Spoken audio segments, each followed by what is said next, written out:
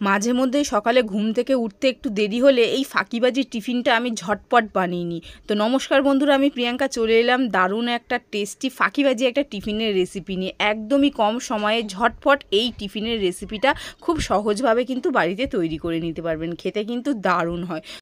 তো চলুন বন্ধুরা, এবার রেসিপির দিকে এগিয়ে যাওয়া যাক। তো প্রথমেই এখানে বড় সাইজের একটা গামলি নিয়েছি, এর মধ্যে আমি দিয়ে দিয়েছি একটা বাটি মাপে আমি 2 বাটি মতন দিয়েছি ময়দা, আর সাথে দিয়েছি ওই বাটির মাপেই 2 বাটি আটা। এই টিফিনটা আমি বানাচ্ছি আটা আর ময়দা মিশিয়ে। কেউ চাইলে এটা শুধু আটা দিয়েও বানাতে পারবে, আবার ময়দা দিয়েও তৈরি করে নেওয়া যায়। তো আমি আজকের আটা ময়দা দুটো একসাথে মিশিয়েই বানাচ্ছি। তারপরে এখানে 2টো পেঁয়াজ আমি কুচিয়ে রেখেছিলাম একদম ঝিরিঝিরি করে, সেটাকে দিয়েছি। একটা টমেটো একদম বীজটাকে ফেলে দিয়েছি, টমেটোর বীজটা ফেলে টমেটোটা একদম ঝিরিঝিরি করে কুচিয়ে দিয়ে দিয়েছি। সাথে এখানে একটু কাঁচা লঙ্কা কুচিয়ে দিয়েছি, আর দিয়েছি এখানে 2টো ডিম ফেটিয়ে দিয়েছি। দিয়ে পরিমাণ মতন খালি নুনটা আমি দিয়েছি, আর এর মধ্যে কোনো রকম মশলা কিন্তু আমি কিচ্ছু দেবো না, শুধুমাত্র নুন দিয়ে এবার এটার মধ্যে একটু জল দিয়ে এটাকে ভালো মতন কিন্তু মেখে নিতে হবে। এই গোলাটাকে খুব বেশি কিন্তু পাতলা করলে হবে না, আবার খুব মোটা রাখলে কিন্তু ভালো হবে না। একদমই মিডিয়ামভাবে এই গোলাটাকে গুলতে হবে।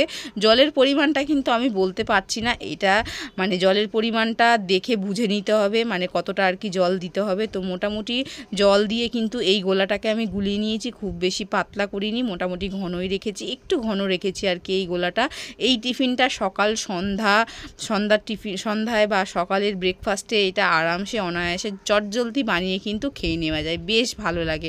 আমি কিন্তু মাঝে মধ্যেই এই টিফিনটা আর কি বানিয়ে থাকি। তো এই যে গোলাটা কিন্তু আমার পারফেক্ট হয়েছে, এখন কিন্তু দেখে বুঝতেই পাচ্ছেন যে গোলাটা কিন্তু খুব বেশি ঘন হয়নি। এবার এদিকে একটা তাওয়া নিয়েছি, নিয়ে এর মধ্যে আমি একটু অল্প তেল দিয়ে ভালো মতন ব্রাশ করে দিয়েছি তেলটা। আর এই টিফিনটা বানাতে গেলে না খুব একটা তেলের কিন্তু প্রয়োজন হয় না, একদম অল্প তেলেই কিন্তু এই টিফিনটা তৈরি হয়ে যায়। তো এই যে এবার কিন্তু এই ডাবু হাতাটার মধ্যে কিন্তু এখানে 1 হাতা মতন দিয়ে দিলাম গোলাটা, দিয়ে এটাকে ভালো মতন একটু ছড়িয়ে দিলাম।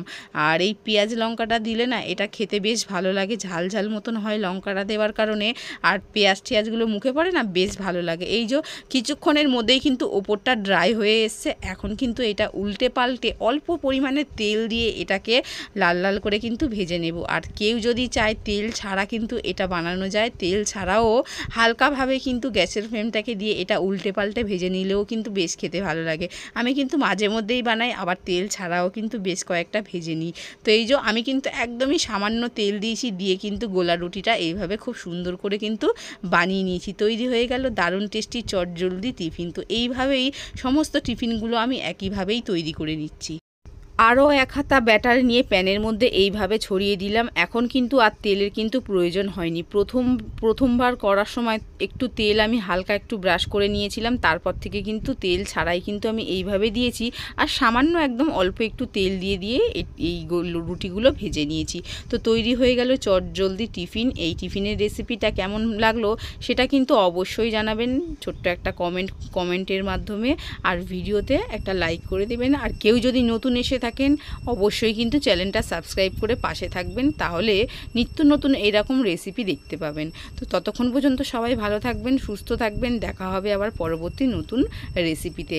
আর এটা আমি সার্ভ করে নিয়েছিলাম একটু রেড চিলি সস দিয়ে।